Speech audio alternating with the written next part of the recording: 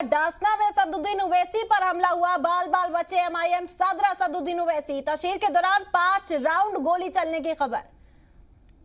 बड़ी खबर इस वक्त आपको बता रहे, डासना में असदुद्दीन ओवैसी पर हमला। बार बार बचे एमआईएम सदर असदुद्दीन ओवैसी। तशहीर के दौरान 5 राउंड गोली चलने की खबर सामने आई है। बड़ी खबर इस वक्त की आपको बता रहे, डासना में असदुद्दीन ओवैसी पर हमला। बाल बाल बचे एमआईएम सदर असदुद्दीन ओवैसी।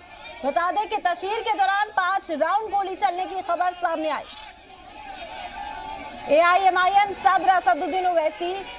तशहीर के दौरान 5 राउंड गोली चलने की खबर सामने आई। बाल बाल बचे एमआईएम सदर असदुद्दीन ओवैसी। बता दें कि डासना में असदुद्दीन ओवैसी पर हमला किया गया। बाल बाल बचे इस हमले में असदुद्दीन ओवैसी। तशहीर के दौरान 5 राउंड गोली चलने की खबर है। और तफसीली जानकारी देने के लिए हमारे नुमाइंदा शोएब रजा इस वक्त हमारे साथ जुड़ गए। शोएब, बेहद अहम खबर सामने आ रही है। एमआईएम सदर असदुद्दीन ओवैसी पर 5 राउंड गोली चलने की खबर सामने आ रही, क्या मालूमात मिल पा रही है इस हवाले से? बिल्कुल, देखिए ये बहुत ज्यादा गंभीर मामला है और इसकी जो जानकारी है खुद असदुद्दीन ओवैसी ने ट्वीट करके दी।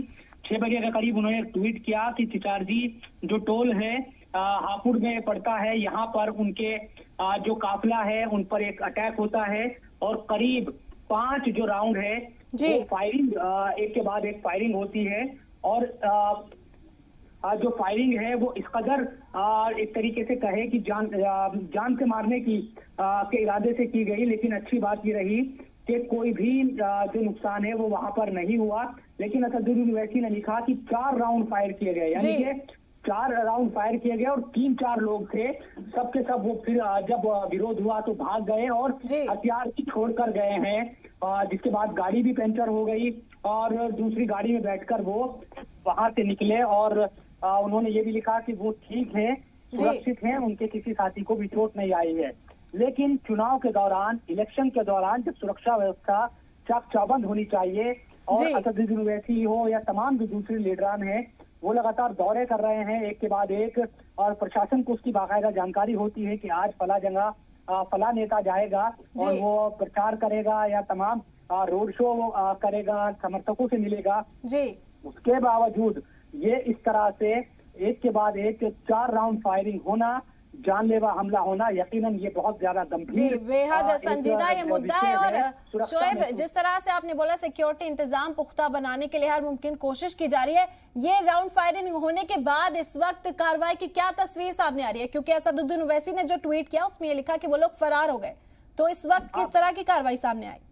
अफरा तफरी एक तरीके से मची है प्रशासन में भी, क्योंकि जाहिर सी बात है, देखिए असदुद्दीन ओवैसी इस वक्त के जो मौजूदा अगर सियासी लीडरों की हम बात करें तो बहुत ज्यादा लोकप्रिय लीडर है, ये बात सब जानते हैं। और उनके घर पर पहले भी दिल्ली में कई बार अटैक हो चुका है, प्रशासन इस बात को भी जानता है।